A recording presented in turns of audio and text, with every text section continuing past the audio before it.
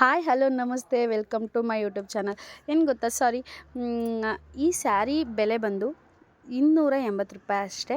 ಅದನ್ನು ನಾನು ಮೀಶೋದಲ್ಲಿ ಬುಕ್ ಮಾಡಿದೆ, ಯಾವುದೇ ಪ್ರಮೋಷನ್ ಅಲ್ಲ. ಸೊ ಕ್ವಾಲಿಟಿನೂ ತುಂಬ ಚೆನ್ನಾಗಿತ್ತು, ಹಾಗಾಗಿ ಅಷ್ಟೇ ಹೇಳ್ತಿದ್ದೀನಿ. ನಾನು ಬುಕ್ ಮಾಡಿದ್ದು ಬಂದು ಫೆಬ್ರವರಿ 1ನೇ ತಾರೀಕು. ಫೆಬ್ರವರಿ 8ಕ್ಕೆ ನಮ್ಮ ಮನೆ ದೇವ್ರ ಜಾತ್ರೆ ಇತ್ತು, ಅದಕ್ಕೆ ಬಂದರೆ ಇಲ್ಲಿ 9ಕ್ಕೆ ಅಂತ ತೋರಿಸಿತ್ತು. ಸೊ 7ಕ್ಕೆ ಬಂತು. 7ಕ್ಕೆ ಬಂತು. ನಾನು 8 ಬೆಳಗಿನ ಜಾವ ಸ್ಟಿಚ್ ಮಾಡೋಣ, ನನ್ನದೇ ಬ್ಲೌಸ್ ಅಲ್ವಾ, ಸ್ಟಿಚ್ ಮಾಡಬೇಕಿದ್ರೆ ಕಟಿಂಗ್ ಮಾಡಬೇಕಿದ್ರೆ ತೋರಿಸೋಣ ಅಂತ ಹೇಳಿ ನೋಡಿ. ಈಗಿನ ರೈಟ್ ಬಂದು 340 ಇದೆ. ನಾನು ಬುಕ್ ಮಾಡಿರೋದು 280ಕ್ಕೆ, ಅಲ್ಲೇ ತೋರಿಸ್ತಿದ್ದೀನಿ ನೋಡಿ. ಈ ರೀತಿ ಔಟ್ಫಿಟ್ಟು ಫಿನಿಶಿಂಗಾಗಿ ಬಂದಿದೆ. ಇದನ್ನು ಫುಲ್ ಏನಾದ್ರು ಇಂಟ್ರೆಸ್ಟ್ ಇದ್ದರೆ ಬ್ಲೌಸ್ ಮೇಲೆ ನೋಡ್ಬೋದು. ಈ ರೀತಿ cutting stitching full video upload ಮಾಡ್ತೀನಿ. ಯಾವುದನ್ನು ಫೇಕ್ ಅಲ್ಲ, ಎಲ್ಲ ರಿಯಲ್, ಓಕೆನಾ. ಈ ಬ್ಲೌಸ್ ಬಂದು 40 ಮೆಜರ್ಮೆಂಟ್ ಅಳತೆ, ಓಕೆನಾ. 40 ಇತ್ತಂತ ಅಂದರೆ ನಾವು ನೋಡ್ಬೋದು. ಪಲ್ಟಾಯಿಸೋ ಸೈಡನ್ನ ನಾನು ತೆಗೆದು 20ಕ್ಕೆ ಮೈ ಅಳತೆ ಬಂದು 24, ಆ ಕಡೆ 2 ಇಂಚ್ ಈ ಕಡೆ 2 ಇಂಚು ಎಷ್ಟನ್ನ ತಗೋಬೇಕು. ಹಾಗಾಗಿ 24 ಇಂಚನ್ನ ಕಟಿಂಗ್ ಮಾಡ್ತಾಯಿದ್ದೀನಿ. ಈ ರೀತಿ 44 ಇಂಚು ಸುತ್ತಳತೆ ತೊಗೊಂಡಿದ್ದೀನಿ. ಅದನ್ನು ಈ ರೀತಿ ಈ ಕಡೆ ಸೈಡ್ ಬೆಟ್ಟೆನ ನಾನು ಏನು ಗೊತ್ತಾ, ಚಿಕ್ಕಪನ್ನ ಆಗಿರೋದ್ರಿಂದ 1/4 ಮೀಟ್ರು, 1/10, 1/5 ಈ ಥರ ತೊಗೋತೀನಿ. ಯಾವುದಕ್ಕೂ ಜೈಂಟ್ ಆಗೋಕ್ಕೆ ಅಷ್ಟು ಇಷ್ಟಪಡಲ್ಲ. ಇದನ್ನು ಅಳೆದು ಈ ರೀತಿ ಫೋಲ್ಡಿಂಗ್ ಮಾಡ್ಕೋಬೇಕು. ಆಲ್ಮೋಸ್ಟ್ ನೀವು ಟೈಲರ್ ಆಗಿದ್ದರೆ ಗೊತ್ತಿರುತ್ತೆ, ಇಲ್ಲ ಅಂದರೆ ಟೈಲರಿಂಗ್ ಕ್ಲಾಸ್ನ ನಾನು ಸ್ವಲ್ಪ ಎಷ್ಟನೇ ಕೇರ್ ತೊಗೊಂಡೆ ಮಾಡಿಕೊಡ್ಬೇಕಾಗುತ್ತೆ. ಬ್ಯಾಕ್ ಲೆಂತ್ ಬಂದು 15. ಅದು ಸ್ವಲ್ಪ ಫೋಲ್ಡಿಂಗಲ್ಲೇ ಇತ್ತಲ್ವ ಬಟ್ಟೆ, ಹಾಗಾಗಿ ಅದು ಕರೆಕ್ಟಾಗಿ ಕೂರ್ತಿರ್ಲಿಲ್ಲ. ಅಪ್ ಆ್ಯಂಡ್ ಡೌನ್ ಬರಬಾರ್ದು ಅನ್ನೋ ಕಾರಣಕ್ಕೆ ಅಷ್ಟಲ್ಲಿ ಕ್ಲಿಯರಾಗಿ ತಗೊಂಡೆ. ಬ್ಯಾಕ್ ಲೆಂತ್ ಬಂದು ನೀವು ನೋಡ್ಬೋದು 15. ನಾನು ಒಂದು 1/2 ಇಂಚ್ ಎಕ್ಸ್ಟ್ರಾ ತೊಗೋತಿದ್ದೀನಿ ಅಷ್ಟೇ. ಫೋಲ್ಡಿಂಗ್ ಮಾಡ್ಕೊಳ್ಳೋಣ.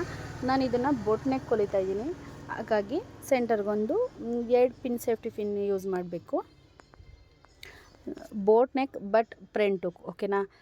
ತುಂಬ ಬಟ್ಟೆ ತುಂಬ ಸಾಲ್ಟೇಜ್ ಇತ್ತು, ಸೊ ಹಾಗಾಗಿ ಫ್ರಂಟ್ ಹುಕ್ಕೆ ಇಟ್ಕೊಳ್ಳೋಣ. ಬ್ಯಾಕ್ ಹುಕ್ಕಾಗಾದರೆ ಫ್ರಂಟಿಗೂ ಲೆಂತ್ ಬೇಕು ಅನ್ನೋ ಕಾರಣಕ್ಕೆ ಆ ಥರ ಅಂದ್ಕೊಂಡೆ.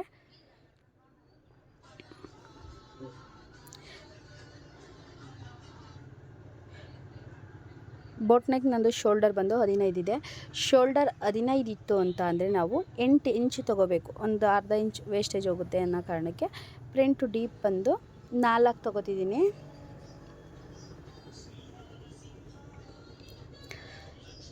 ಸಾರಿ, ಶೋಲ್ಡರ್ ಡೀಪ್ ಬಂದು ಲೆಂತ್ ಬಂದು 7 ಇಂಚ್ ಡೌನ್ ತೊಗೋತಿದ್ದೀನಿ. ನಾನು ಇದನ್ನು ಲೈಟ್ಲಿ ಸ್ವೀಟ್ ಆರ್ಟ್ ಶೇಪ್ನ ತೊಗೊಂಡಿದ್ದೀನಿ.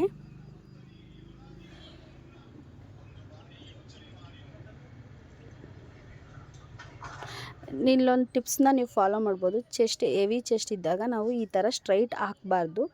ಸ್ವಲ್ಪ ಈ ಥರ ತಗೊಂಡಾಗ ಚೆಸ್ಟು ಸ್ವಲ್ಪ ಜಾಸ್ತಿ ಬಟ್ಟೆ ತೊಗೊಳ್ಳೋದ್ರಿಂದ ಚೆಸ್ಟ್ ಪರ್ಫೆಕ್ಟಾಗಿ ಕೂರುತ್ತೆ. ಸೊ ಹಾಗಾಗಿ ಸ್ವಲ್ಪ ಕರುನ ನಾನು ತೊಗೊಂಡಿದ್ದೀನಿ. ಬಾಡಿ ಅಂದರೆ ಮೈ ಸುತ್ತಳತೆ ಬಂದು 40 ಇರೋದ್ರಿಂದ 10 ಇಂಚು ನಾನು ಎಲ್ಲಿಗೆ ಹಿಡಿಬೇಕು ಅಂತ ತೊಗೊಂಡಿದ್ದೀನಿ. ಡೌನಲ್ಲಿ ನಾನು ಮೇಲ್ಗಡೆ 8 ಇಂಚ್ ತೊಗೊಂಡ್ರೆ, ಡೌನಲ್ಲಿ ನಾವು ಅದಕ್ಕಿಂತ 1 ಇಂಚ್, ಅಂದರೆ ಏನು ಬೋಟ್ ನೆಕ್ ತೊಗೋತೀವಲ್ವ ಅದಕ್ಕಿಂತ 1 ಇಂಚ್ ಕಡಿಮೆ ತೊಗೋಬೇಕು. ಹಾಗಾಗಿ ನಾನು 7 ಇಂಚನ್ನ ತೊಗೊಂಡಿದ್ದೀನಿ. ಕಂಕ್ಳು ಸುತ್ತಳತೆಗೆ ನಾನು 7.5 ಇಂಚು ಲೆಂತ್ ತೊಗೊಂಡಿದ್ದೀನಿ. 9, 9, 18, ಅರ್ಧ ಇಂಚು ಜಾಸ್ತಿ ಇದೆ 19.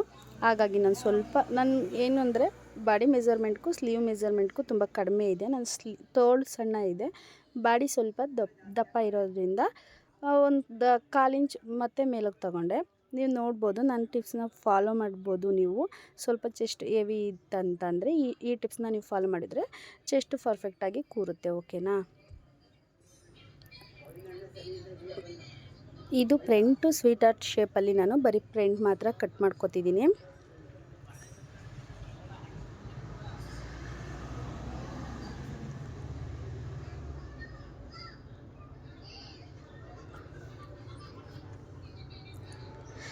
ಇದು ನನಗೆ ಫೋಟೋನ ನಮ್ಮ ಫ್ರೆಂಡ್ ರೆಕಮೆಂಡ್ ಮಾಡಿದ್ದು, ಅಂದರೆ ಡಿಸೈನ್ ಸೆಂಡ್ ಮಾಡಿ ಯಾವುದಾದ್ರೂ ನಿಮಗೆ ಇಷ್ಟ ಆದರೆ ಅಂತ ಹೇಳಿದ್ದಕ್ಕೆ ಅವ್ರು ಸೆಂಡ್ ಮಾಡಿದರು. ಇದನ್ನು ಸ್ಟಿಚ್ ಮಾಡ್ಕೊಳ್ಳಿ ಅಂತ ಹೇಳಿದರು. ಹಾಗಾಗಿ ನಾನು ಇದನ್ನು ಸೆಲೆಕ್ಟ್ ಮಾಡಿದೆ. ಬ್ಯಾಕ್ ಲೆಂತ್ ಬಂದು 10.5, 11, 1/2 ಇಂಚ್ ಮೇಲೆ ಹೋಗುತ್ತಲ್ವ, ಹಾಗಾಗಿ ನನಗೆ ಹೆವಿ ಬ್ರಾಡ್ ಬರಬಾರ್ದು ಅನ್ನೋ ಕಾರಣಕ್ಕೆ ಈಗ 4 ಇಂಚು ಅಗಲ ತೊಗೊಂಡ್ರೆ ನನಗೆ ಬ್ಯಾಕಲ್ಲಿ ಹೆವಿ ಬ್ರಾಡ್ ಬರುತ್ತೆ. ಸೊ ನೀವು ನೋಡ್ಬೋದು ಅಲ್ಲಿ ನಾನು 2 ಇಂಚು ತಪ್ಪಿದರೆ 1/4 ಇಂಚಷ್ಟು ಈ ರೀತಿ ಬಾಕ್ಸ್ ಟೈಪ್ ತೊಗೊಂಡಿದ್ದೀನಿ. ವೇರ್ ಮಾಡಿದಾಗ ನೀವು ನೋಡಿದ್ದೀರಲ್ಲ ಅದೇ ಶೇಪು. ನನಗೆ ಸ್ವಲ್ಪ ಒಂದು ಸೆಕೆಂಡು ಫ್ಲ್ಯಾಶ್ ಆಯಿತು, ಇದಲ್ಲ ಶೇಪ್ ನಾನು ನೋಡಿದ್ದು ಅಂತ. ಆವಾಗ ಮತ್ತೆ ಫೋನ್ ತಗೊಂಡು ಚೆಕ್ ಮಾಡಿದೆ. ಆವಾಗ ಇದಲ್ಲ ಇದು ಅಂತ ಹೇಳಿ ಆಗ ಸರಿ ಮಾಡಿಕೊಂಡೆ. ಅಂದರೆ ಇದು ಒಂದು ಶೇಪ್ ಇದೆ, ಬಟ್ ನಾನು ನೋಡಿ ಶೇಪ್ ಯಾವುದು ಅಂತ ಚೆಕ್ ಮಾಡಿದೆ. ಮೇಲ್ಗಡೆ ಬಾಕ್ಸ್ ಬಂದು ಕೆಳಗಡೆ ರೌಂಡ್ ಇದೆ.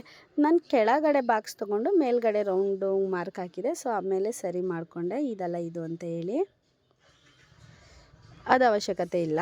ಅಲ್ಲಿ ನಾನು ರೌಂಡ್ ತೊಗೊಂಡಿದ್ದೀನಲ್ಲ ಅದು ತುಂಬ ಹೆವಿ ಬ್ರಾಡ್ ನನಗೆ ಅವಶ್ಯಕತೆ ಇಲ್ಲ. ನನಗೆ ಬ್ರಾಡ್ ಬಂದು ಕೆಳಗೆ ಒಂದು 6.5 7 ಇಂಚ್ ಒಳಗಡೆ ಇದ್ದರೆ ಬೆಟರು. ತುಂಬ ಹೆವಿ ನನಗೆ ಅಷ್ಟು ಕಂಫರ್ಟ್ ಅನಿಸಲ್ಲ.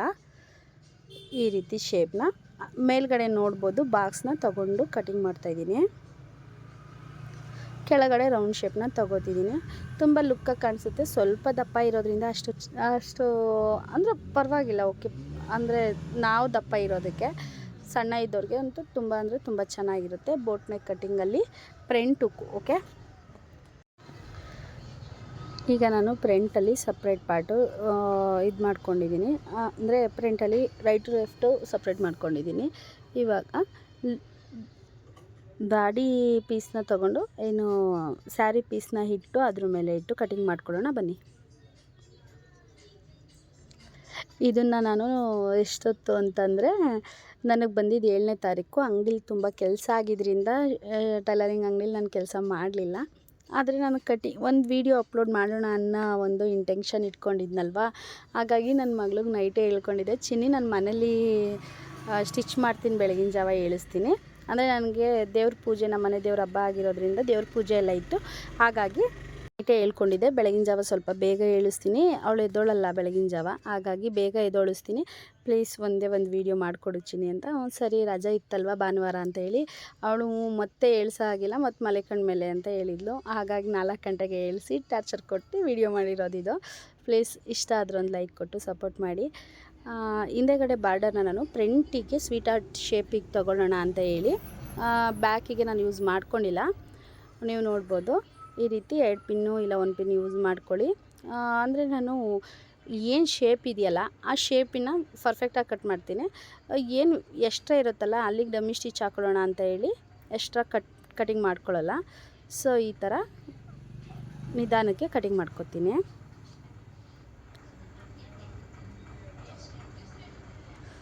ಹಂಗಂತ ಹೇಳಿ ಕಟಿಂಗ್ ಮಾಡಿದ್ದಾಯಿತು. ಅವಳು ಇನ್ನೂ ಎಷ್ಟೊತ್ತು ಅಂತ ಇನ್ನೇನಾಯಿತು ಆಯಿತು ಅಂತ ಅಂದರೆ ಒತ್ತಡ ಇರಬಾರ್ದು, ನಮಗೂ ಸ್ವಲ್ಪ ಫ್ರೀ ಮೈಂಡ್ ಇರಬೇಕು. ಬಟ್ ಅವಳು ಸ್ವಲ್ಪ ಟಾರ್ಚರೇ ಕೊಡ್ತಾಯಿದ್ಲು. ಅಷ್ಟೊತ್ತಿನ ರಾತ್ರಿ ನಾನು ಅವಳಿಗೆ ಕೊಟ್ಟರೆ ಇನ್ನೇನು ಮಾಡ್ತಾಳಲ್ವ. ಸರಿ ಅಂತ ಹೇಳಿ ನಾನು ಅದು ಒಂದು ಸಲ ರೇಗಿದೆ. ಅದಕ್ಕೆ ಆಮೇಲೆ ಚಿನ್ನಿ ಬಾರವೇ ಕಡೆಗೆ ಅಂದೆ. ಏನಾದರೂ ಬೆಳಗ್ಗೆ ಆಗಿದ್ರೆ ನಿನ್ಗೆ ಈ ಥರ ಎಲ್ಲ ಪೂಸಿ ಹೊಡಿತಿರ್ಲಿಲ್ಲ, ಏನೋ ಬೆಳಗಿನ ಜಾವ ಎದ್ದು ಮಾಡ್ಕೊಡ್ತಿದ್ಯಲ್ಲ ಅಂತ ಪೂಸಿ ಹೊಡೆದು ಮಾತಾಡ್ತಿದ್ದೀನಿ ಅಂದ್ಕೊಂಡು ಕಾಮಿಡಿ ಮಾಡ್ಕೊಂಡು ಅವಳ ಹತ್ರ ಮಾತಾಡ್ಕೊಂಡು ಫುಲ್ ವೀಡಿಯೋ ಗಂಟನೂ ಎಚ್ಚರಾಗಿರೋ ಹಾಗೆ ನಾದೆ ನೋಡಿ. ಬ್ಯಾಕ್ ಶೇಪ್ ಇದು. ಬ್ಯಾಕ್ ಶೋಲ್ಡರ್ ಬಂದು 8 ಇಂಚಿದೆ, ಆದರೆ ಕೆಳಗಡೆ ನಾನು 1 ಇಂಚು 1.5 ಇಂಚಷ್ಟು ನಾನು ಒಳಗೆ ತೊಗೊಂಡಿದ್ದೀನಿ. ನೀವು ಅಬ್ಸರ್ವ್ ಮಾಡ್ಬೋದು. ಮತ್ತು ನೀವು ಕಟಿಂಗ್ ಸ್ಟಿಚಿಂಗ್ ಮಾಡಬೇಕಿದ್ರೆ ನಿಮಗೆ ಅನುಕೂಲ ಆಗುತ್ತೆ ಅದು, ಓಕೆನಾ.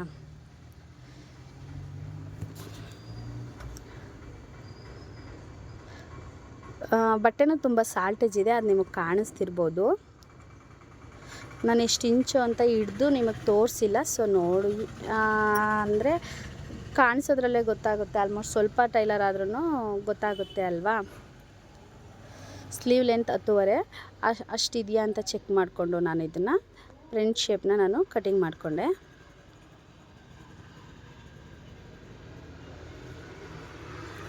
ಇದಕ್ಕೆಲ್ಲ ಏನು ಪರ್ಫೆಕ್ಟಾಗಿ ಬೇಕಾಗಿಲ್ಲ ಅಲ್ವಾ. ಡಮ್ಮಿ ಸ್ಟಿಚ್ ಹಾಕ್ಕೊಂಡು ಮತ್ತೆ ಕಟಿಂಗ್ ಮಾಡಿ ಹಾಕೋಣ ಅಂತ ಹೇಳಿ ಈ ರೀತಿ ಕಟಿಂಗ್ ಮಾಡಿಕೊಂಡೆ. ನೀವು ಯಾವ ರೀತಿ ಕಟಿಂಗ್ ಮಾಡ್ತೀರಾ ಅಂತ ಹೇಳಿ ಕಮೆಂಟ್ ಮಾಡಿ ತಿಳಿಸಿ, ಓಕೆನಾ. ನನ್ನ ವಿಡಿಯೋ ನೋಡಿ ಸಪೋರ್ಟ್ ಮಾಡ್ತಿರೋರಿಗೆಲ್ಲ ಥ್ಯಾಂಕ್ ಯು ಸೋ ಮಚ್. ಇದು ಬಂದು ಫ್ರಂಟಿಗೆ ಜಾಯಿಂಟ್ ಹೊಡ್ಕೊಂಡು ಸ್ವೀಟ್ ಆರ್ಟ್ ಶೇಪಿಗೆ ಹಾಕ್ಕೊಳ್ಳೋಣ ಅಂತ ಹೇಳಿ ಎತ್ತಿಟ್ಕೊತಾ ಇದ್ದೀನಿ. ಬ್ಯಾಕು ಕಟಿಂಗ್ ಆಯಿತು, ಫ್ರಂಟು ಕಟಿಂಗ್ ಆಯಿತು. ಇನ್ನು ಸ್ಲೀವು ಸ್ಲೀವ್ನ ನಾನು ಆಲ್ಮೋಸ್ಟು ಕಟಿಂಗ್ ಮಾಡ್ಕೊಳ್ಳಲ್ಲ, ಸ್ಟಿಚ್ ಮಾಡ್ತಾನೆ ಪಲ್ಟಾಯಿಸ್ಬಿಟ್ಟು ಒಂದು ಕಿನ್ನರಿ ಹಾಕಿಬಿಟ್ಟು ಆಮೇಲೆ ಕಟಿಂಗ್ ಮಾಡ್ಕೊಳ್ಳೋದು. ನೀವೆಲ್ಲ ವೀಡಿಯೋದಲ್ಲೂ ನೋಡಿದ್ರೂ ಅಷ್ಟೇ, ನಾನು ಯಾವತ್ತೂ ಕಟಿಂಗ್ ನಾನು ಮುಂಚೆನೇ ಮಾಡ್ಕೊಳ್ಳೋದೇ ಇಲ್ಲ. ನೋಡಿ ಸ್ಲೀವ್ ಬಟ್ಟೆ, ಆ ಬಟ್ಟೆ ಎಷ್ಟಿದೆ, ನನ್ನ ಲೈನಿಂಗ್ ಬಟ್ಟೆ ತುಂಬ ದೊಡ್ಡದಿತ್ತು, ಅದು ಅರ್ಧ ಫೋಲ್ಡ್ ಮಾಡಿದವಷ್ಟು ಇತ್ತು. ಸರಿ ಜೈಂಟ್ ಹಾಕ್ಕೊಳ್ಳೋಕ್ಕೆಲ್ಲ ಈಸಿ ಆಗುತ್ತೆ ಅಂತ ಹೇಳಿ ಇದು ಕ್ರಾಸ್ ಬಟ್ಟೆಗೆ ಕಟಿಂಗ್ ಮಾಡಿ ಎತ್ತಿಟ್ಕೊಂಡೆ. ಕ್ರಾಸ್ ಬಟ್ಟೆನೂ ಅಷ್ಟೇ ಕಟಿಂಗ್ ಮಾಡಿ ಎತ್ತಿಟ್ಕೊತೀನಿ, ಕಟಿಂಗ್ ಮಾಡಲ್ಲ. ಸೊ ಅಲ್ಲೇ ಸ್ಟಿಚ್ ಮಾಡಿ ಅದಕ್ಕೆ ಪ್ಯಾಂಟೆಡ್ ಹಾಕಿ ಮಿಷಿನ್ ಮೇಲೇ ಎತ್ತಿಟ್ಕೊತೀನಿ. ಈ ಬಟ್ಟೆ ಇದೆಯಲ್ಲ ವೇಸ್ಟು, ಅದನ್ನು ನಾನು ಸ್ಲೀವಿಗೆ ಜೈಂಟ್ ಹಾಕ್ಕೊಳ್ಳೋಕ್ಕೆ ಅಂತ ಹೇಳಿ ಕಟಿಂಗ್ ಮಾಡಿ ಎತ್ತಿಟ್ಕೊತಾ ಇದ್ದೀನಿ. ಈಗ ಆಲ್ಮೋಸ್ಟ್ ಬ್ಲೌಸ್ ಕಟಿಂಗ್ ಫುಲ್ ಮುಗೀತು.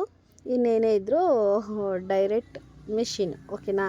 ಬನ್ನಿ, ನನ್ನ ಕಟಿಂಗ್ ಏನಾದರೂ ಇಷ್ಟ ಆದರೆ ಪ್ಲೀಸ್ ಒಂದು ಲೈಕ್ ಕೊಟ್ಟು ಸಪೋರ್ಟ್ ಮಾಡಿ. ಓಕೆನಾ?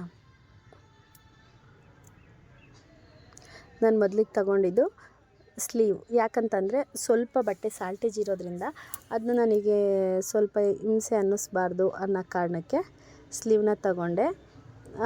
ಹೊಲಿಗೆ ಹಾಕ್ಕೊಂಡು ಪಲ್ಟಾಯಿಸಿ ಮತ್ತು ಇದು ಮಾಡಿದೆ, ಉಲ್ಟಾ ಮಾಡಿದೆ. ಈಗ ನನಗೆ ಸ್ಲೀವ್ ಲೆಂತ್ ಎಷ್ಟು ಬೇಕು ಅಂತ ನೋಡಿಕೊಂಡ್ರೆ 10.5 ತಗೊಂಡೆ, 3 ಇಂಚು ಡೌನ್ ತಗೊಂಡೆ.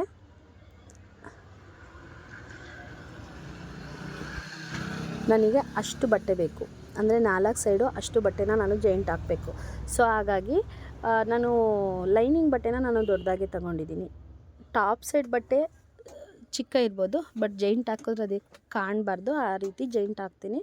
ಇದು ಸ್ವಲ್ಪ ಚಿಕ್ಕನೇ ಇತ್ತು, ನೀವು ನೋಡ್ಬೋದು ಚಿಕ್ಕ ಎಷ್ಟು ಚಿಕ್ಕ ಇದೆ ಅಂತ ಹೇಳಿ. ನಾವು ಸ್ಟಿಚ್ ಹಾಕ್ತೀವಲ್ಲ ಅದಕ್ಕೂ ಈ ಕಡೆಗೆ 1.5 ಇಂಚು 1 ಇಂಚಷ್ಟೇ ತುಂಬ ಚಿಕ್ಕ ಇತ್ತು. ಫ್ರಂಟಲ್ಲಿ ಸೆಂಟರ್ ನ್ಯಾಚ್ ಆದ ತಕ್ಷಣ ನಾನು ಫ್ರಂಟ್ ಸೈಡು ಶೇಪ್ನ ನಾನು ಯಾವ ರೀತಿ ತಕ್ಕೋತೀನಿ ಅಂತ ಅಂದರೆ, ಈ ರೀತಿ ತಕ್ಕೊಂಡು ಅದಕ್ಕೆ ನಾನು ನ್ಯಾಚ್ ಹೊಡೆಯಲ್ಲ. ಯಾಕಂತಂದರೆ ಕೆಲವೊಂದು ಸಲ ಮನೇಲೇ ಸ್ಟಿಚ್ ಮಾಡಿರ್ತೀನಿ, ಓರ್ಲಾಕ್ ಆಗಿಲ್ಲ ಅಂದರೆ ಅಷ್ಟು ಪರ್ಫೆಕ್ಟ್ ಅಲ್ಲ ಅಂತ ಈ ಥರ ಗೆರೆನ ಹಾಕ್ಕೋತೀನಿ.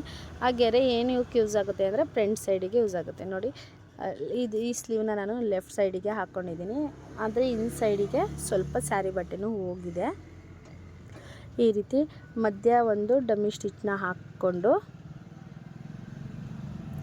ಅಂದರೆ ಲೈನಿಂಗು ವಿತ್ ಬಾಡಿ ಪೀಸು ಆ ಕಡೆ ಈ ಕಡೆ ಆಗಬಾರ್ದು ಅನ್ನೋ ಉದ್ದೇಶಕ್ಕಷ್ಟೇ ಡಮ್ಮಿ ಸ್ಟಿಚ್ನ ಹಾಕ್ಕೊಳ್ಳೋದು. ಇವಾಗ 4 ಕಡೆಗೂ ಜೈಂಟ್ ಹಾಕ್ಕೊಂಡು 4ಕ್ಕೂ ಮೇಲ್ಗಡೆಯಿಂದ ಕಿನ್ನರಿನ ಹಾಕ್ಕೊಂಬರೋಣ. ಒಂದು ಸೈಡ್, ಈಗ ತುಂಬ ಜನ ಏನು ಮಾಡ್ತಾರೆ ಅಂದರೆ ಒಂದೇ ಸೈಡಿಗೆ, ಅಂದರೆ ಲೆಫ್ಟ್ ಹಿಂದಕ್ಕೆ ಹೋಗೋ ಸೈಡಿಗೆ ಸ್ಲೀವ್ನ ಹಿಂಬದಿಗಾದಂಗೆ ಒಂದೇ ಸೈಡಿಗೆ ಜೈಂಟ್ ಹಾಕ್ತಾರೆ. ಆ ಮಿಸ್ಟೇಕ್ನ ಮಾಡಬೇಡಿ, ಯಾಕಂತಂದರೆ ಇನ್ ಸೈಡಿಗೆ ಏನಾದ್ರು ಜೈಂಟ್ ಹಾಕಿದರೆ ಅದು ಎದ್ದು ಕಾಣಿಸುತ್ತೆ. ಸೊ ಹಾಗಾಗಿ ಒಂದು ಸ್ಲೀವ್ಗೆ 2 ಸೈಡು ಜೈಂಟ್ ಹಾಕಿದಾಗ ಅಷ್ಟು ಕಾಣಲ್ಲ. ಆ ಕಾರಣಕ್ಕಷ್ಟೇ 2 ಸೈಡು ಜೈಂಟ್ ಹಾಕಿ.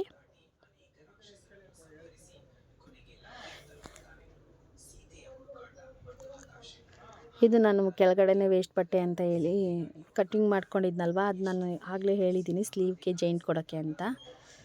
ಈ ರೀತಿ ಟಾಪ್ ಸೈಡಿಂದ ಕಿನ್ನರಿನ ಹಾಕ್ತಾಯಿದ್ದೀನಿ. ಎಲ್ಲ ಆದಮೇಲೆ ಉಲ್ಟಾ ಇಟ್ಟು ವೇಸ್ಟೇಜ್ನ ಕಟಿಂಗ್ ಮಾಡ್ಕೊಳ್ಳೋಣ.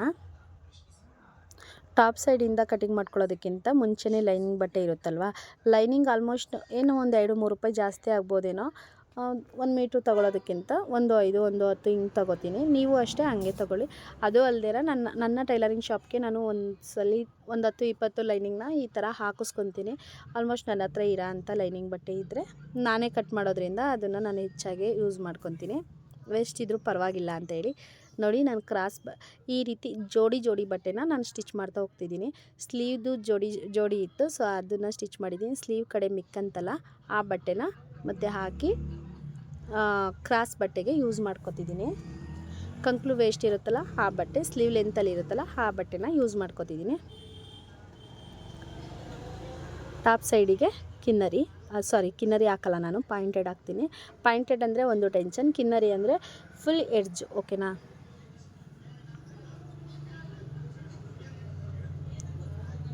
ಈ ರೀತಿ ಸ್ಟಿಚ್ನ ಹಾಕ್ಕೊಂಡು ನಾನು ಕಟಿಂಗ್ ಮಾಡೋದು. ಕ್ರಾಸ್ ಬಟ್ಟೆ ಮತ್ತು ಸ್ಲೀವ್ನ ನಾನು ಕಟಿಂಗ್ ಮಾಡಬೇಕಿದ್ರೇ ಕಟಿಂಗ್ ಮಾಡ್ಕೊಳ್ಳಲ್ಲ, ಹೊಲ್ದಾದ್ಮೇಲೆ ಕಟಿಂಗ್ ಮಾಡೋದು. ಆ ಅಳತೆ ತಕ್ಕನಾಗಿ ಕ್ರಾಸ್ ಬಟ್ಟೆನ ನಾನು ತಗೋತೀನಿ. ನೋಡಿ, ನಾನು ಹಂಗೆ ಡೈರೆಕ್ಟ್ ಕಟ್ ಮಾಡ್ತಿದ್ದೆ ಮರ್ತಿ. ಸೊ ಆಮೇಲೆ ನೀವು ಇದನ್ನು ಪ್ರಶ್ನೆ ಕೇಳ್ತೀರಾ ಅನ್ನೋ ಕಾರಣಕ್ಕೆ ತೋರಿಸ್ತಿದ್ದೀನಿ. 3/4, 2.5ಇಂದ 2/4 ಅಷ್ಟನ್ನು ನಾನು ನನಗೆ ಪರ್ಸ್ನಲಿ ತಗೋತಿದ್ದೀನಿ. ಲೆಂತ್ ಎಷ್ಟು ಬೇಕು ಅಂತ ಅಂದಾಜು ಮಾಡಿ ತೋರಿಸಿದ್ದು. ಕೆಲವ್ರಿಗೆ ಇನ್ನೂ ಚಿಕ್ಕ ಬೇಕಾಗಿರುತ್ತೆ, 2.5, 3 ಹಿಂಗೆಲ್ಲ ತಗೋತಾರೆ. ನಾನು ಸ್ವಲ್ಪ ಜಾಸ್ತಿ ತಗೋತೀನಿ. ಇದು ಕ್ರಾಸ್ ಬಟ್ಟೆ, ಸ್ಲೀವು ಮತ್ತು ಕ್ರಾಸ್ ಬಟ್ಟೆ ಎರಡೂ ರೆಡಿ ಆಯಿತು. ಇವಾಗ ನಾನು ತೊಗೊಂಡಿರೋದು ಫ್ರಂಟ್ ಬಟ್ಟೆ. ಜೋಡಿ ಜೋಡಿ ಇರೋ ಬಟ್ಟೆಗಳನ್ನ ನಾನು 1 by 1 ಸ್ಟಿಚ್ ಮಾಡ್ಕೊಳ್ಳೋಣ ಅಂತ ಹೇಳಿ ತಗೊಂಡಿದ್ದೀನಿ. ಸ್ವೀಟ್ ಆರ್ಟ್ ಡಿಸೈನಿಗೆ ನಾನು ಕಿನ್ನರಿನ ಹಾಕಿ ಪಲ್ಟಾಯಿಸೋದು.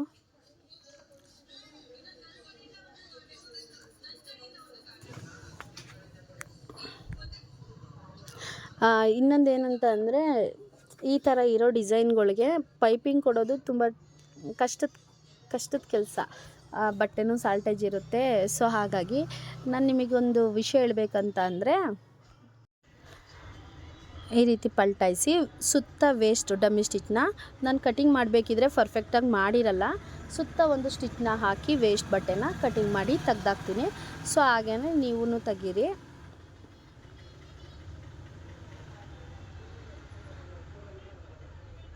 ನನ್ನ ಮನೇಲಿ ಇಟ್ಕೊಂಡಿರೋ ಮಿಷಿನ್ ಬಂದು ಜಾಕ್ FF4. ಟೈಲರಿಂಗ್ ಶಾಪಲ್ಲಿರೋದು ಬಂದು Jack automatic machine. So automatic thread ಎಲ್ಲ ಕಟ್ ಆಗೋಲ್ಲ. ನಾನು ರಫ್ ಹೊಡಿತೀನಲ್ಲ, ಅಲ್ಲಿಗೆ ಒಂದು ಟ್ರಿಮ್ಮರ್ನ ಯೂಸ್ ಮಾಡ್ತೀನಿ. ಹಾಗಾಗಿ ನಾನು ಅದನ್ನು ಯೂಸ್ ಮಾಡಿಕೊಂಡು ಬೇಗ ಬೇಗ ಕಟ್ ಮಾಡಿ ಕೆಲಸನ ಸ್ವಲ್ಪ ಸ್ಪೀಡ್ ಮಾಡ್ಕೋತೀನಿ. ಈ ಸ್ವೀಟ್ ಆರ್ಟ್ ಶೇಪ್ ಇದ್ದಾಗೆಲ್ಲ ಏನಾಗುತ್ತೆ ಅಂದರೆ, ಸ್ವಲ್ಪ ಕರು ಶೇಪ್ ಇರೋ ಹತ್ರ ನಾವು ಕ್ಲಿಯರಾಗಿ ನೋಡ್ಕೋಬೇಕಾಗುತ್ತೆ ಸ್ಟಿಚ್ ಮಾಡಬೇಕಿದ್ರೆ. ನಾನು ರೆಡಿ ಪೈಪಿಂಗ್ನ ಯೂಸ್ ಮಾಡಿದ್ದೀನಿ. ಇದಕ್ಕೆ ವೈಟ್ ರೆಡಿ ಪೈಪಿಂಗ್ನ ಯೂಸ್ ಮಾಡಿದ್ದೀನಿ, ನೀವು ನೋಡ್ಬೋದು. ಸಿಂಪಲ್ ಆಗುತ್ತೆ ಅನ್ನೋ ಕಾರಣಕ್ಕೆ ಅದನ್ನು ಯೂಸ್ ಮಾಡಿದ್ದೀನಿ. ಯಾವುದೇ ಲೇಸು ಆ ರೀತಿ ಏನೂ ಯೂಸ್ ಮಾಡಿಲ್ಲ. ಇದು ಅಷ್ಟಕ್ಕೇ ತುಂಬ ಲುಕ್ಕಾಗಿ ಕಾಣಿಸುತ್ತೆ. ಮಿಷಿನಲ್ಲೇ ಲೈಟ್ ಬರುತ್ತೆ, ಆದರೆ ಬೆಳಗಿನ ಜಾವ ಅಂದರೆ ಕತ್ಲೆಯಲ್ವಾ ವೀಡಿಯೋ ಮಾಡಿರೋದು, ಆ ಲೈಟ್ ಹಾಕ್ದಾಗಲೂ ಇನ್ನೂ ಕತ್ಲೆ ಕಾಣಿಸ್ತಿತ್ತು ಅಂತ ಹೇಳಿ ನನ್ನ ಮಗಳು ಆಫ್ ಮಾಡಿಸಿದ್ಲು. ನನಗೆ ಲೈಟ್ ಇಲ್ದಲೇ ಹೊಲಿಯೋದು ಅಷ್ಟು ಅಭ್ಯಾಸ ಇಲ್ಲ. ಲೈಟ್ ಎನಿ ಟೈಮ್ ಹಾಕಿ ಸ್ಟಿಚ್ ಮಾಡಿ ಅಭ್ಯಾಸ. ಸೊ ಅವಳು ವೀಡಿಯೋಗೆ ಚೆನ್ನಾಗಿ ಕಾಣಿಸ್ತಿಲ್ಲ ಅಮ್ಮ, ಆಫ್ ಮಾಡಿ ಅಂತ ಹೇಳಿ ಆಫ್ ಮಾಡಿಸಿದ್ಲು. ಈ ರೀತಿ ವೇಸ್ಟ್ ಡಮ್ಮಿ ಸ್ಟಿಚ್, ವೇಸ್ಟ್ ಬಟ್ಟೆ ಏನಿರುತ್ತೆ ಅಲ್ವಾ, ಸುತ್ತ ಹಾಕಿದ ಮೇಲೆ ಎಲ್ಲ ತೆಗೆದುಬಿಡೋಣ.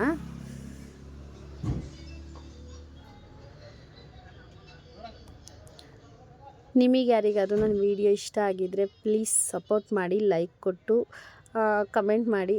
ಇದನ್ನು ನಾನು ವಿಡ್ತು ಸ್ವಲ್ಪ ಅಗಲ ಬೇಕಲ್ವಾ, ಸೆಂಟರ್ಗೆ ಹೊಲಿಗೆ ಹಾಕಿ ಸೀದಾ ಮಾಡಿ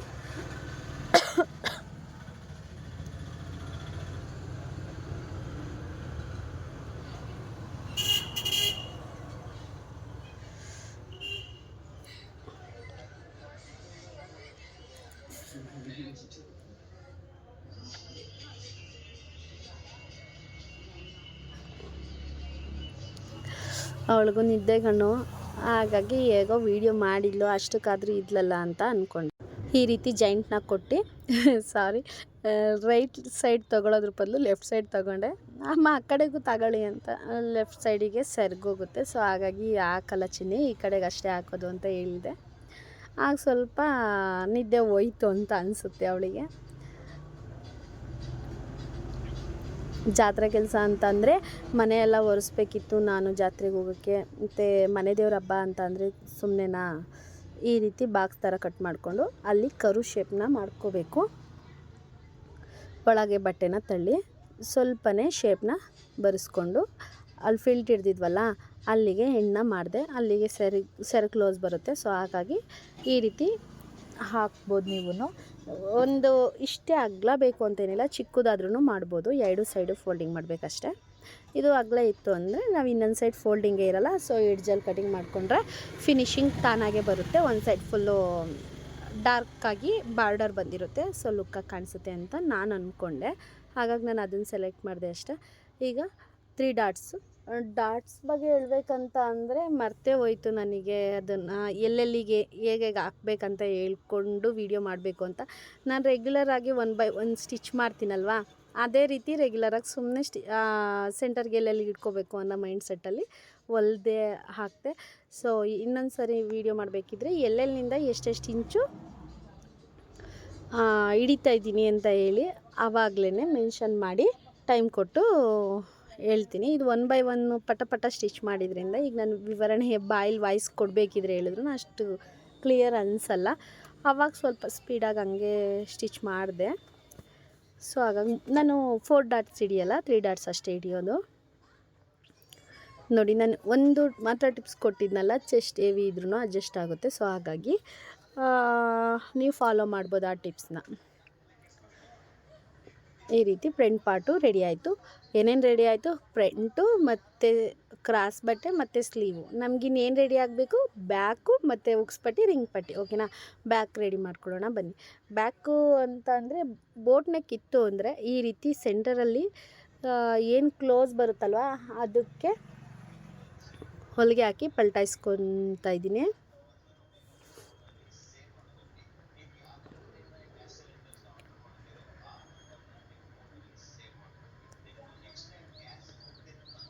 ಒಂದೇ ಟೆನ್ಷನ್, 1 ಫುಟ್ ಕರೆಕ್ಟಾಗಿ ಮೇಂಟೈನ್ ಮಾಡಿದ್ರೆ ಪರ್ಫೆಕ್ಟಾಗಿ ಬರುತ್ತೆ. ಕ್ರಾಸ್ ಮೂಲೆ ಮೂಲೆ ಇದ್ದಿತ್ತಾ ಒಂದು ಸ್ವಲ್ಪ ಪರ್ಫೆಕ್ಟಾಗಿ ಮೂಲೆ ಕ್ರಾಸಲ್ಲಿ ಆ ನೀಡ್ಲು ಇಳಿಸಿದ ಮೇಲೂ ಕರೆಕ್ಟಾಗಿ ಬರುತ್ತೆ. ಸೊ ಹಾಗಾಗಿ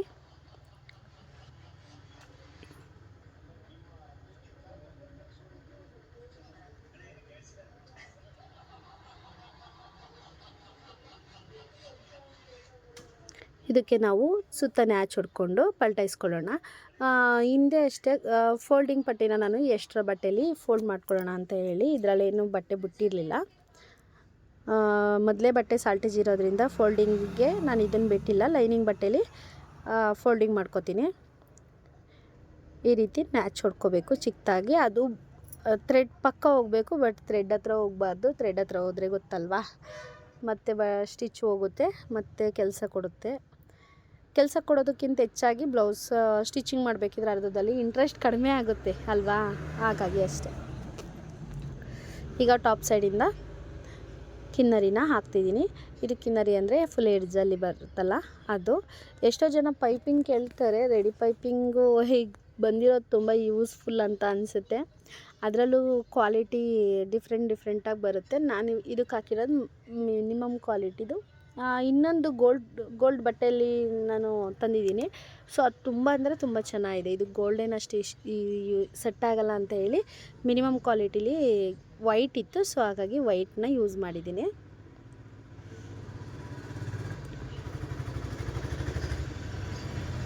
ನೀವು ನೋಡ್ಬೋದು.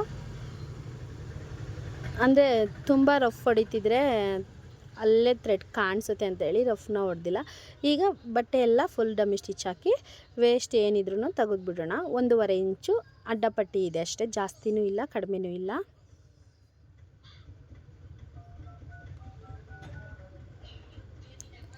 ಇನ್ಸೈಡ್ ಕಾಣಿಸುತ್ತೆ, ಅದು ಲೈನಿಂಗ್ ಬಟ್ಟೆ ಇರೋದು ಕಾಣಿಸುತ್ತೆ. ಹಾಗಾಗಿ ಎಲ್ಲೂ ಲೂಸು ಆಗಬಾರ್ದು, ಟೈಟು ಆಗಬಾರ್ದು ಅಂತ ಹೇಳಿ ಈ ರೀತಿ ಇಟ್ಕೊಂಡು ಫಿನಿಶಿಂಗ್ ಮಾಡ್ಕೊಳ್ಳೋಣ.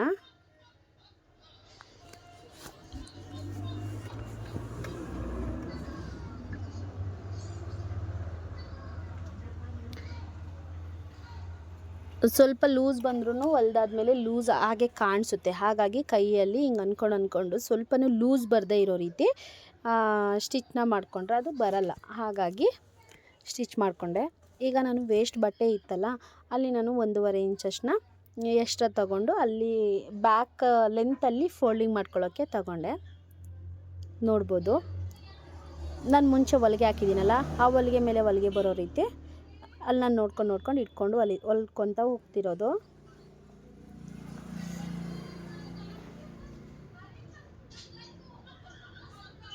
ಮತ್ತು ಲೈನಿಂಗ್ ಕಡೆಗೆ ಒಂದು ಕಿನ್ನರಿನ ಹಾಕ್ಕೋತಿದ್ದೀನಿ.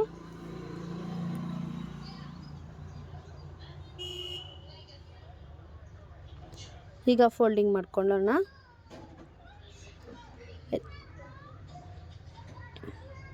ಒಂದು 1/4 ಇಂಚು 1.5 ಇಂಚ್ಗಿನ್ನ ಇನ್ನೂ ಕಡಿಮೆ ಇತ್ತು ಫೋಲ್ಡಿಂಗು, ಅಂದರೆ ಲೆಂತು. ಸ್ವಲ್ಪ ವಯಸ್ಸಾಗಿರೋರಿಗೆ ಈ ಥರ ಎಲ್ಲ ಬೇಕು ಅಂದರೆ ಸ್ವಲ್ಪ ಲಾಂಗ್ ಫೋಲ್ಡಿಂಗ್ ಮಾಡಬೇಕಾಗುತ್ತೆ. ನಮ್ಗಳಿಗೆಲ್ಲ ಆದರೆ ತುಂಬ ತುಂಬ ಲಾಂಗ್ ಫೋಲ್ಡಿಂಗ್ ಏನು ಮಾಡೋ ಆಗಿಲ್ಲ. ಇನ್ನು ಕೆಲವರು ಡಮ್ಮಿ ಸ್ಟಿಚ್ ಹಾಕ್ಬಿಟ್ಟು ಬ್ಯಾಕಲ್ಲೂ ಎಮ್ಮಿಂಗ್ ಮಾಡ್ತಾರೆ. ಸೊ ನಾನೇನು ಎಮ್ಮಿಂಗ್ ಮಾಡಲ್ಲ, ಡೈರೆಕ್ಟ್ ಸ್ಟಿಚ್ನೇ ಮಾಡ್ತೀನಿ. ಡೈರೆಕ್ಟ್ ಸ್ಟಿಚ್ ಆದ ತಕ್ಷಣ ಏನು ವೇಸ್ಟ್ ಇರುತ್ತಲ್ವ ಅದನ್ನು ಕಟಿಂಗ್ ಮಾಡ್ತೀನಿ. ನಾನು ಬ್ಯಾಕ್ ಯಾವುದಕ್ಕೂ ಎಮ್ಮಿಂಗ್ ಮಾಡಿರೋದು ನೆನಪೇ ಇಲ್ಲ ಬಿಡಿ. ಯಾಕಂತಂದರೆ ನಮ್ಮ ಸರೌಂಡಿಂಗ್ ಅದಕ್ಕೆ ಕಂಫರ್ಟಾಗಿ ಸೆಟ್ ಆಗಿಬಿಟ್ಟಿದ್ದಾರೆ. ಸೊ ಹಾಗಾಗಿ ನಾನು ಎಮ್ಮಿಂಗೇ ಮಾಡಲ್ಲ. ಆಮೇಲೆ ಮತ್ತೆ ಇನ್ನೊಂದು ಏನಂತಂದರೆ ಕಾಟನ್ ಲೈನಿಂಗು ಅಷ್ಟೇ ತುಂಬ ಕಡಿಮೆ. ಯಾಕಂತಂದರೆ ಹಳ್ಳಿ ಸೈಡಲ್ಲೆಲ್ಲ ತುಂಬ ಡೈಲಿ ರಫ್ ಯೂಸ್ ಮಾಡೋದ್ರಿಂದ ಕಾಟನ್ ಹಾಕಿದರೆ ಸ್ವಲ್ಪ ಬೇಗ ಇನ್ಸೈಡ್ ಬಟ್ಟೆ ಹಾಳಾಗುತ್ತೆ ಅನ್ನೋ ಒಂದು ಇಂಟೆನ್ಷನಿಂದ ಮಾಮೂಲಿ ಪಾಲಿಸ್ಟರ್ ಬಟ್ಟೆನೇ ನಾನು ಯೂಸ್ ಮಾಡೋದು. ಇನ್ನು ಕೇಳಿದವ್ರಿಗೆ ಕಾಟನ್ ಹಾಕ್ತೀನಿ, ಬಟ್ ಎಲ್ಲರಿಗೂ ಹಾಕಲ್ಲ. ಮತ್ತು ನಾನೇ ಕೆಲವೊಂದು ಬಟ್ಟೆಗೆ ಇದು ಕಾಟನ್ ಸೆಟ್ ಆಗುತ್ತೆ, ಸೊ ಹಾಕಿಸ್ಕೊಳ್ಳಿ ಅಂತ ಹೇಳಿ ಹಾಕ್ತೀನಿ. ವರ್ಕ್ ಬ್ಲೌಸು ಈ ಥರ ಸ್ವಲ್ಪ ಕಾಸ್ಟ್ಲಿ ಬಟ್ಟೆ ಎಲ್ಲ ಕಡಿಮೆ ವೇರ್ ಮಾಡ್ತೀರಾ, ಬೇಗ ಹಾಳಾಗಲ್ಲಕ್ಕಂದು ಬಿಡಿ ತಗೊಳ್ಳಿ ಅಂತ. ಆದರೆ ಹೊರ್ಗಡೆಯಿಂದ ಬಂದವ್ರಿಗೆ ಕಾಟನ್ ಕೇಳ್ತಾರೆ ಅವ್ರು ಸ್ಟಾರ್ಟಿಂಗೇ, ಅಂಥವ್ರಿಗೆ ಕಾಟನ್ ಹಾಕ್ತೀನಿ ಅಷ್ಟೇ. ಇದನ್ನು ನಾನು ಏನು ಒಳಗೆ ಫೋಲ್ಡಿಂಗ್ ಮಾಡಿ ಸ್ಟಿಚ್ ಮಾಡೋದು. ಪೈಪಿಂಗ್ ಮಾಡಬೇಕಿದ್ರೆ ಬಟ್ಟೆ ಕಟ್ ಮಾಡ್ಕೊತೀವಲ್ಲ ಕ್ರಾಸಾಗಿ, ಆ ಥರ ಕಟ್ ಮಾಡ್ಕೊಂಡಿದ್ದೀನಿ. ಆ ಥರ ಕಟ್ ಮಾಡ್ಕೊಂಡೆ ಕ್ರಾಸಾಗಿ ಕಟ್ ಮಾಡ್ಕೊಂಡು ಪೈಪಿಂಗ್ ಮಾಡಿದರೆ ತುಂಬ ಚೆನ್ನಾಗಿ ಬರುತ್ತೆ ನೋಡಿ. ಅದು ಆಲ್ರೆಡಿ ಫೋಲ್ಡಿಂಗ್ ಆಗೋಕ್ಕೆ ರೆಡಿ ಇದೆ ಅನ್ನೋ ರೀತಿ ಕಾಣಿಸುತ್ತೆ. ಸ್ಟ್ರೈಟ್ ಕಟ್ ಮಾಡಿದ್ರೆ ಆ ಥರ ರೆಡಿ ಇದೆ ಅನ್ನೋ ಥರ ಕಾಣಲ್ಲ. ನೀವು ಅಬ್ಸರ್ವ್ ಮಾಡ್ಬೋದು. ನೀವು ಕ್ರಾಸ್ ಬಟ್ಟೆಯಲ್ಲಿ ಪೈಪಿಂಗ್ ಮಾಡೋಕ್ಕೆ ತಗೊಂಡಾಗ ಅದೇ ಫೋಲ್ಡಿಂಗ್ ಆಗೋಕ್ಕೆ ರೆಡಿ ಇದ್ದೀನಿ ಅನ್ನೋ ಥರ ಫೀಲ್ ಕೊಡುತ್ತೆ ಬಟ್ಟೆ. ನಾನು ಹೀಗೆ ಬಟ್ಟೆ ಜೊತೆ ನಾನು ಸ್ವಲ್ಪ ಆ ಥರ ಮೈಂಡ್ ಸೆಟ್, ಇದಕ್ಕೆ ರೆಡಿ ಆಗೋಕ್ಕೆ ಕಾಯ್ತಿದೆ, ಇಲ್ವಲ್ಲ ಏನೋ ಮಿಸ್ಟೇಕ್ ಆಯ್ತಿದೆ ಅಂತ ಅನಿಸುತ್ತೆ. ಈ ರೀತಿ ಒಂದು ಹೊಲಿಗೆನ ಹಾಕಿ ಇದನ್ನು ಡೈರೆಕ್ಟ್ ಪೈಪಿಂಗ್ನಾರು ಮಾಡ್ಬೋದಿತ್ತು. ನಾನು ವೈಟ್ ಪೈಪಿಂಗ್ ರೆಡಿ ಪೈಪಿಂಗ್ ಹಾಕೋ ಪ್ಲಾನ್ ಇದ್ದಿದ್ದರಿಂದ ಫೋಲ್ಡಿಂಗ್ ಮಾಡಿ ಸ್ಟಿಚ್ ಮಾಡ್ತೀನಿ. ವೇಸ್ಟ್ ಕಚ್ಚನ್ನು ಕಟಿಂಗ್ ಮಾಡಿಕೊಂಡು ಫೋಲ್ಡ್ ಮಾಡಿದ್ರೆ ಫೋಲ್ಡಿಂಗು, ಇಲ್ಲ ಅಂದರೆ ಪೈಪಿಂಗು, ಏನು ಬೇಕಿದ್ರೂ ಮಾಡ್ಬೋದು. ಆ ಥರ ಇತ್ತು.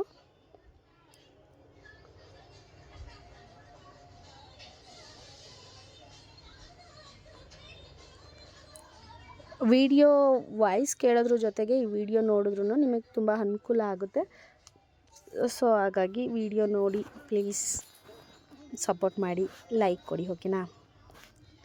ನಿಮಗೇನಾದರೂ ಯೂಸ್ ಆಯಿತು ಅಂದರೆ ಕಮೆಂಟ್ ಮಾಡಿ ತಿಳಿಸಿ, ಯೂಸ್ ಆಯಿತು ಅಂತ. ಇವಾಗ ನಾನು ಇದಕ್ಕೆ ರೆಡಿ ಪೈಪಿಂಗ್ನ ತೊಗೋತಾ ಇದ್ದೀನಿ. ಇದು ರೆಡಿ ಪೈಪಿಂಗು ಏನು ತುಂಬ ಕಾಸ್ಟ್ಲಿ ಏನು ಬೀಳಲ್ಲ. ಏನು ಮೀಟರ್ಗೆ ಏನು ಒಂದು 5 ರೂಪಾಯಿ ಒಳಗೇ ಇರುತ್ತೆ ಹೊರತು ತುಂಬ ಕಾಸ್ಟ್ಲಿ ಬೀಳಲ್ಲ. ಯೂಸ್ ಮಾಡಿದ್ರೆ ತುಂಬ ಚೆನ್ನಾಗಿರುತ್ತೆ. ಇನ್ನೂ ಒಂದು ಇದೆ ಬಟ್ಟೆಲಿ ಬರೋ ಥರ, ಅದು ಸ್ವಲ್ಪ ಕಾಸ್ಟ್ಲಿ ಬೀಳುತ್ತೆ. ಪರವಾಗಿಲ್ಲ, ಬಟ್ ಕಸ್ಟಮರ್ಗೂ ಖುಷಿ ಆಗುತ್ತೆ ಅಲ್ವಾ. ಹಾಗಾಗಿ ನಾನು ಇದನ್ನು ತಂದೆ ಇಟ್ಕೊಂಡಿದ್ದೀನಿ. ಎಲ್ಲ ಬಟ್ಟೆಗೂ ಏನು ಹಾಕಲ್ಲ, ಲೇಸ್ ಹಾಕಿಸ್ಕೊಳ್ಳೋರು ಹಾಕಿಸ್ಕೊತಾರೆ, ಇಲ್ಲ ಅಂತ ಅಂದರೆ ಪೈಪಿಂಗ್ ಕೇಳೋ ಅಂಥವ್ರು ಇರ್ತಾರಲ್ಲ ಅವ್ರಿಗೆ ಮಾತ್ರ ಹಾಕ್ತೀನಿ ಅಷ್ಟೇ. ಇದಕ್ಕೆ ಡಬಲ್ ಸ್ಟಿಚ್ನ ಮಾಡಬೇಕಾಗತ್ತೆ. ಎಡ್ಜಲ್ಲಿ ಒಂದು ಹೊಲಿಗೆ, ಅದೇ ಎಡ್ಜಲ್ಲಿ ಹಾಕೋದು ಕಿನ್ನರಿ, ಇನ್ನೊಂದು ಹಾಕೋದು ಪಾಯಿಂಟೆಡು ಅಷ್ಟೇ. ಹೊಲಿಗೆ ವ್ಯತ್ಯಾಸ ಗೊತ್ತಿಲ್ಲ ಅಂತ ಹೇಳಿದೆ ಅಷ್ಟೇ, ಗೊತ್ತಿರುತ್ತೆ.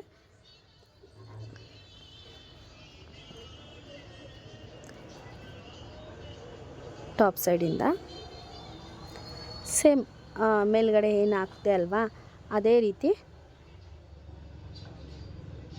ಅದನ್ನು ಒಳಗೆ ತಳ್ಳಿ ಬಟ್ಟೆ ಮೇಲೆ ಎಡ್ಜಲ್ಲಿ ಹೊಲಿಗೆನ ಹಾಕ್ಕೊತಾ ಇದ್ದೀನಿ.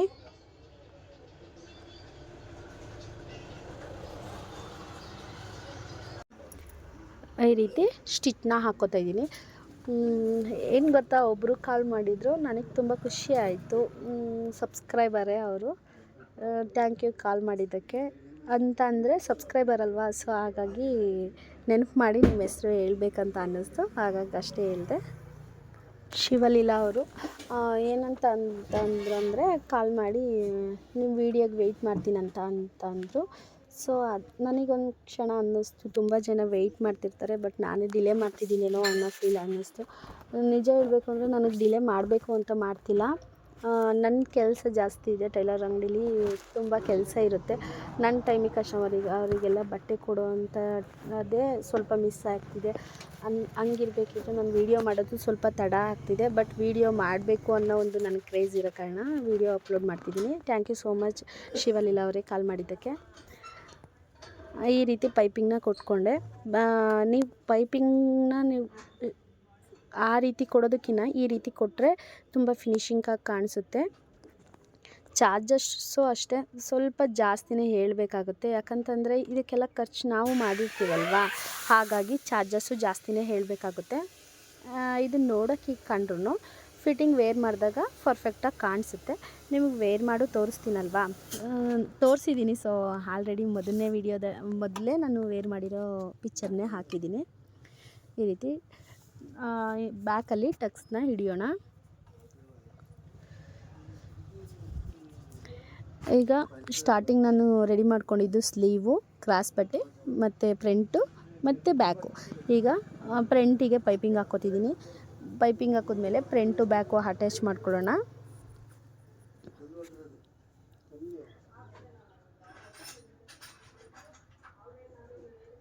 ಕೆಲವೊಂದು ಸರಿ ಮನೇಲಿ ಮಿಷಿನ್ ಇರೋದು ತುಂಬ ಉಪಯೋಗ ಅನಿಸುತ್ತೆ.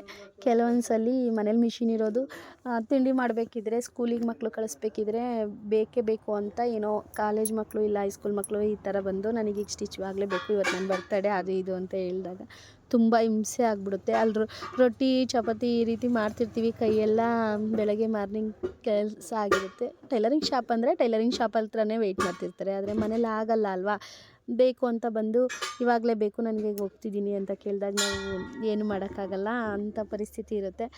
ಕೆಲವೊಬ್ರಿಗೂ ಅಷ್ಟೇ ಬಟ್ಟೆ ಕೇಳೋಕ್ಕೆ ಬರ್ತಾರೆ, ಹಾಗೆಲ್ಲ ಹೋಗಿ ಟೈಲರಿಂಗ್ ಶಾಪ್ನ ಓಪನ್ ಮಾಡಬೇಕು. ಒಂದೇ ಊರಲ್ಲಿ ಟೈಲರಿಂಗ್ ಶಾಪ್ ಇರೋದು ಬೆಟರ್ ಅಲ್ವಾ ಅನ್ನೋದೇ ನನಗೆ ಕನ್ಫ್ಯೂಷನ್ ಆಗುತ್ತೆ ಕೆಲವೊಂದು ಸರಿ. ಈ ರೀತಿ ಕ್ರಾಸ್ ಬಟ್ಟೆನ ನಾನು ಪ್ರಿಂಟಿಗೆ ಅಟ್ಯಾಚ್ ಮಾಡ್ತಿದ್ದೀನಿ. ಅಪ್ ಆ್ಯಂಡ್ ಡೌನ್ ಏನಾದ್ರು ಇದೆಯಾ ಅಂತ ಚೆಕ್ ಮಾಡಿಕೊಂಡು ಎರಡೆರಡು ಹೊಲಿಗೆ ಹಾಕಬೇಕಿದ್ರೆ ಅದನ್ನು ಕ್ಲಿಯರ್ ಮಾಡ್ಕೋಬೇಕು. ಆ ಸೈಡ್ ಸ್ವಲ್ಪ ಲೆಂತ್ ಇದೆ, ನೀವು ನೋಡ್ಬೋದು. ಇದಕ್ಕೆ ಏನು ಹೊಲಿಗೆ ಇತ್ತೋ ಅದೇ ಹೊಲಿಗೆ ಮೇಲೆ ಹೊಲಿಗೆ ಹಾಕಿದ್ದೀನಿ. ಯಾವ ಸೈಡ್ ಲೆಂತ್ ಇತ್ತಲ್ವಾ ಅದನ್ನು ನೀವು ಕಾಣಿಸ್ಬೋದು.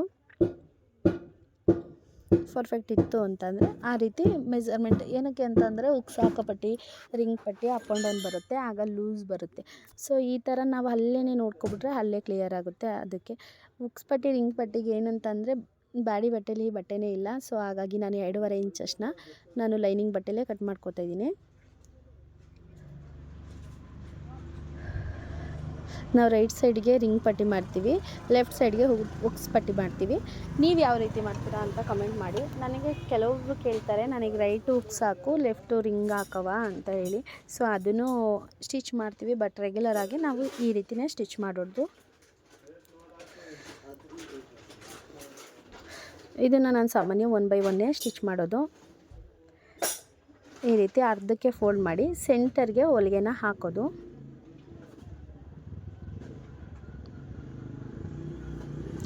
ಮತ್ತು ನಾನು ಕೈಲಿ ರಿಂಗ್ನ ಮಾಡೋದೇ ಇಲ್ಲ, ತುಂಬ ಅಂದರೆ ತುಂಬ ಕಡಿಮೆ, 100ಕ್ಕೆ 1-2 ಮಾಡ್ಬೋದೇನೋ ಅಷ್ಟೇ. ನಾನು ಮಿಷಿನಲ್ಲೇ ರಿಂಗ್ ಪಟ್ಟಿ ಉಕ್ಸ್ ಪಟ್ಟಿನ ಉಕ್ಸಲ್ಲ ರಿಂಗ್ ಪಟ್ಟಿನ ನಾನು ಅಲ್ಲೇ ಮಾಡೋದು. ಅಂದರೆ ನೀವು 5 ಮಾರ್ಕ್ ಹಾಕ್ಕೊಂಡ್ರೆ ನಿಮಗೆ ಕರೆಕ್ಟಾಗಿ ಯೂಸ್ ಆಗ್ಬೋದು ಅನ್ಕೋತೀನಿ. ಇಲ್ಲ ಸ್ವಲ್ಪ ಹಳಬರಾಗಿದ್ದರೆ ಡೈರೆಕ್ಟಾಗೆ ಸ್ಟಿಚ್ನ ಮಾಡ್ಬೋದು ಅನ್ಕೋತೀನಿ.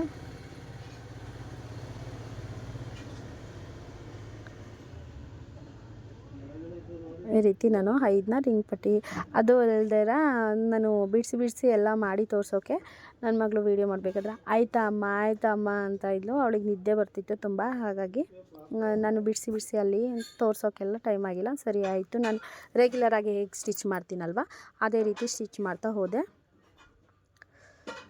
ಇದು ಫ್ರಂಟ್ ಪರ್ಫೆಕ್ಟ್ ಇದೆ ಅಂತ ಅನಿಸುತ್ತಲ್ವಾ. ಇದು ಬ್ಯಾಕ್. ಈಗ ಫ್ರಂಟ್ ಮೇಲೆ ಬ್ಯಾಕ್ ಇಟ್ಟು ಏನಾದ್ರು ಅಪ್ ಆ್ಯಂಡ್ ಡೌನ್ ಇದೆಯಾ ಏನು ಚೆಕ್ ಮಾಡಿಕೊಂಡು, ನಾನು ಶೋಲ್ಡರ್ ಡ್ರಾಪ್ ಆಗುತ್ತೆ ಅನ್ನೋ ಪ್ರಾಬ್ಲಮ್ ಬರುತ್ತಲ್ವ, ಇದು ಬೋಟ್ ನೆಕ್ಕಲ್ಲಿ ಏನು ಪ್ರಾಬ್ಲಮ್ ಬರಲ್ಲ. ಸೊ ಹಾಗಾಗಿ ಮಾಮೂಲಿ ಸ್ಟ್ರೈಟ್ನೇ ಹಿಡ್ದಿದ್ದೀನಿ.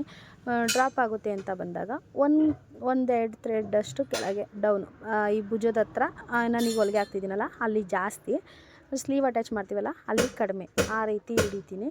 ಒಂದು 2-3 ಟಿಪ್ಸ್ನ ಫಾಲೋ ಮಾಡ್ತೀನಿ, ಆವಾಗ ಶೋಲ್ಡರ್ ಡ್ರಾಪ್ ಆಗೋಲ್ಲ. ಶೋಲ್ಡರ್ ಡ್ರಾಪ್ ಆಗದಲ್ಲೇ ಇರೋದಕ್ಕೂ ನೆಕ್ಸ್ಟ್ ವೀಡಿಯೋದಲ್ಲಿ ನಾನು ಅದನ್ನು ಯಾವ ರೀತಿ ಫಾಲೋ ಮಾಡ್ತೀನಿ ಅಂತ ಸಾದಾ ಬ್ಲೌಸ್ ಸ್ಟಿಚ್ ಮಾಡ್ತೀನಲ್ವ ಅದರಲ್ಲಿ ನಿಮಗೆ ಹೇಳ್ಕೊಡ್ತೀನಿ. ನೋಡ್ಬೋದು, ಇಲ್ಲೊಂದು ಗೆರೆ ಹಾಕ್ಕೊಂಡಿದ್ದೀನಲ್ಲ ಅದು ಫ್ರಂಟ್ ಕಡೆಗೆ ಹೋಗೋ ಥರ ತೊಗೊಂಡಿದ್ದೀನಿ. ಈ ರೀತಿ ಸೆಂಟರ್ಗೆ ಇಟ್ಟು ಸ್ಲೀವ್ನ ಅಟ್ಯಾಚ್ ಮಾಡ್ಕೊಳ್ಳೋಣ. ಸ್ಲೀವ್ನು ಒಂದೇ ಲೆವೆಲ್ಲು ಅಂತಂದರೆ ಆ ಕಡೆ ಈ ಕಡೆ ಜರುಗಬಾರ್ದು. ಮತ್ತು ಸ್ಲೀವು ಮತ್ತು ಬಾಡಿ ಬಟ್ಟೆ ಎರಡೂ ಈ ಥರ ಕೈಯಲ್ಲಿ ರಿಂಗ್ ಥರ ಮಾಡಿಕೊಂಡು ಅಲ್ಲಲ್ಲೇ ಬಿಟ್ಕೊಂಡು ಹೋಗ್ತೀನಿ. ನೋಡ್ತಿದ್ದೀರಾ, ಆ ಥರ ಇಟ್ಕೊಂಡಾಗ ಪರ್ಫೆಕ್ಟಾಗಿ ಬಾಡಿ ಕಂಕ್ಲು ಎರಡು ರಿಂಕಲ್ ಬರದೇ ಇರೋ ರೀತಿ ನಾವು ತುಣಿತಾ ಆ ರೀತಿ ಇಟ್ಕೊಂಡ್ರೆ ಪರ್ಫೆಕ್ಟಾಗಿ ಬರುತ್ತೆ. ಸೊ ಹಾಗಾಗಿ ಇದೇ ರೀತಿ ನೀವು ಫಾಲೋ ಮಾಡಿ. ಎಷ್ಟೋ ಜನ ಈಗ ಸ್ಲೀವ್ಗೆ ಬಾಡಿ ಅಟ್ಯಾಚ್ ಮಾಡಿದಾಗ ಏನಾಗುತ್ತೆ ಅಂತಂದರೆ ಬಾಡಿ ಮೇಕೆ ಅದನ್ನು ಅಲ್ಲಲ್ಲೇ ಸ್ಲೀವ್ ಸುತ್ತ ಹಿಡ್ದಂಗೆ ಚಿಕ್ಕದಾಗಿ ಹಿಡ್ದಂಗೆ ಆಗುತ್ತೆ. ಸೊ ಇದರಲ್ಲಿ ಆ ರೀತಿ ಪ್ರಾಬ್ಲಮೇ ಬರಲ್ಲ. ನೋಡಿ ಎಷ್ಟು ಪರ್ಫೆಕ್ಟ್ ಇರುತ್ತೆ ಅಂತಂದರೆ ತುಂಬ ಪರ್ಫೆಕ್ಟ್ ಇರುತ್ತೆ. ನನಗೂ ಆ ದಾರಿನ ದಾಟೇ ಬಂದಿರ್ತೀನಿ, ಯಾಕಂತಂದರೆ ಪ್ರತಿಯೊಬ್ಬರು ದಾಟೇ ಬರಬೇಕು ಟೈಲರಲ್ಲಿ. ಸೊ ಹಾಗಾಗಿ ನಿಮಗೇನಾದರೂ ಈ ಟಿಪ್ಸ್ ನೋಡಿ, ಈಗ ಸೆಂಟರ್ಗೆ ಇಟ್ಕೊಂಡಿದ್ದ ತಕ್ಷಣ ನಾನು ಕೈಲಿ ಯಾವ ಥರ ಇಟ್ಕೊಂಡು ಈಗ ಅದು ಬಾಡಿ ಮೇಲೆ ಸ್ಲೀವ್ನ ಬಿಟ್ಕೊಂಡು ಹೋಗ್ತೀನಿ. ಸ್ಟಿಚ್ ಹಾಕ್ತಾ ಸ್ವಲ್ಪ ಲೂಸ್ ಮಾಡ್ತಾ ಹೋಗ್ತೀನಿ. ಆಗ ಪರ್ಫೆಕ್ಟಾಗಿ ಬರುತ್ತೆ. ಇಲ್ಲ ಅಂದರೆ ಕಜ್ಜಿ ಥರ ಎಲ್ಲ ಇಟ್ಕೊಂಡಂಗೆ ಬರ್ತಿರುತ್ತೆ. ಆಲ್ಮೋಸ್ಟ್ ನಿಮಗೂ ಆ ಫೀಲ್ ಇರುತ್ತೆ. ಇಲ್ಲ ನೀವು ಅದನ್ನು ಕರೆಕ್ಟ್ ಮಾಡ್ಕೊಂಡಿರ್ತೀರ. ಕರೆಕ್ಟ್ ಮಾಡ್ಕೊಂಡಿರೋರು ಪರವಾಗಿಲ್ಲ, ಬಟ್ ಕರೆಕ್ಟ್ ಮಾಡ್ಕೊಂಡಿಲ್ಲ ಅನ್ನೋರು ಈ ಟಿಪ್ಸ್ನ ಫಾಲೋ ಮಾಡಿ. ಸ್ವಲ್ಪ ಲೂಸ್ ಬಿಡ್ತಾ ಹೋದರೆ ಪರ್ಫೆಕ್ಟಾಗಿ ಬರುತ್ತೆ. ಸೀದಾ ಮಾಡಿದಾಗಲೂ ನಾನು ವೇರ್ ಮಾಡಿರೋ ಫೋಟೋನ ನೀವು ಝೂಮ್ ಹಾಕಿ ನೋಡ್ಬೋದು ಬೇಕಿದ್ರೆ. ಅದರಲ್ಲೂ ಯಾವುದೇ ರಿಂಕಲ್ಲೇ ಬಂದಿಲ್ಲ. ಸೊ ಆ ರೀತಿ ಚೆನ್ನಾಗಿ ಬರುತ್ತೆ. ಈಗ ಸೆಂಟರ್ಗೆ ಇಟ್ಕೊಳ್ಳೋಣ. ಕಟಿಂಗ್ ಮಾಡಬೇಕಿದ್ರೂ ಗೊತ್ತಾಗುತ್ತಲ್ವಾ. ಈ ರೀತಿ ನನ್ನ ಕೈ ಸುತ್ತಳತೆ ಬಂದು 11 ಇದೆ.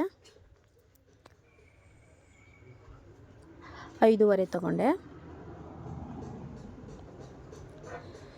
ರಫ್ ಹೊಡ್ಕೊಳ್ಳೋಣ. ಈ ಕಂಕಳು ಸುತ್ತಳತೆ ಬಂದು 18 ಇದೆ. ಆ ಕಂಕ್ಳು ಅಳತೆ ಮತ್ತು ಬಾಡಿ ಅಳತೆ ಎರಡು ಒಂದೇ ಆಗಬೇಕು.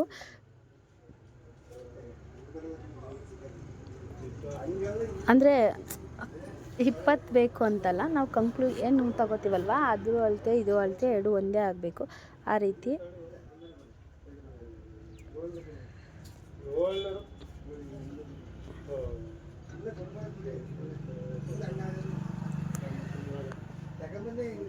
ಮೂರು ಹೊಲಿಗೆನ ಹತ್ತತ್ರಕ್ಕೆ ಹಾಕಬೇಕು, ಒಂದು ಹೊಲಿಗೆನ ದೂರ ಹಾಕಬೇಕು. ಈ ರೀತಿ ಸ್ಟಿಚ್ನ ಮಾಡ್ಕೊಳ್ಳೋಣ. ಓರ್ಲಾಕ್ ಮಿಷಿನ್ ಮನೇಲಿಲ್ಲ, ಸೊ ಹಾಗಾಗಿ 1 by 1 ಓರ್ಲಾಕ್ ಮಾಡಿಲ್ಲ. ವೇಸ್ಟ್ ಬಟ್ಟೆ ಏನಿದೆಯಲ್ವಾ ಅದನ್ನು ತೆಗ್ದಾಕ್ಬಿಡೋಣ.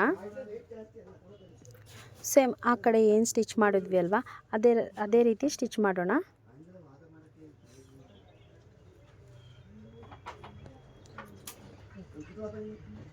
ಫೈನಲಿ ಬ್ಲೌಸ್ ಫಿನಿಶ್ ಆಗೋ ಹಂತಕ್ಕೆ ಬಂತು. ನನ್ನ ವಿಡಿಯೋ ನಿಮಗೆ ಯಾರಿಗಾದರೂ ಇಷ್ಟ ಆದರೆ ಲೈಕ್ ಕೊಡಿ. ಮತ್ತು ನಿಮಗೆ ಯಾರಿಗಾದ್ರೂ ಬೇರೆ ರೀತಿಯ ವೀಡಿಯೋಸ್ ಬೇಕು ಇಲ್ಲ ಅಂತಂದರೆ ಕಮೆಂಟ್ ಮಾಡಿ. ಫ್ರೀ ಆದಾಗೆ ನಿಮ್ಮ ಕಮೆಂಟ್ ಯಾವುದು ಮಾಡಬೇಕನ್ಸುತ್ತೆ ಅಷ್ಟು ಸ್ವಲ್ಪ ಟೈಮ್ ಇದ್ದಾಗೆ ಅದನ್ನು ನಾನು ಮಾಡಿ ನಿಮಗೆ ತೋರಿಸ್ತೀನಿ. 10 ಇಂಚು ಮೇಲ್ಗಡೆ ಸೊಂಟದ ಸುತ್ತಳತೆ 36 ಇತ್ತು, 35.5 ಇತ್ತು. ಚೆಸ್ಟು ಅಂದರೆ ಎದೆಯ ಸುತ್ತಳತೆ ಹತ್ರ 40 ಇತ್ತು. ಸೊ ಹಾಗಾಗಿ ನಿಮಗೆ ಟೇಪ್ ಹಿಡಿದು ತೋರಿಸ್ತಿದ್ದೀನಿ. ಇಲ್ಲಿಂದ ಲಾಸ್ಟಿಗೆ ಎಷ್ಟು ಬೇಕು ಅಂತ ಹೇಳಿ ಕನ್ಫರ್ಮ್ ಮಾಡ್ಕೊಳ್ಳೋಣ.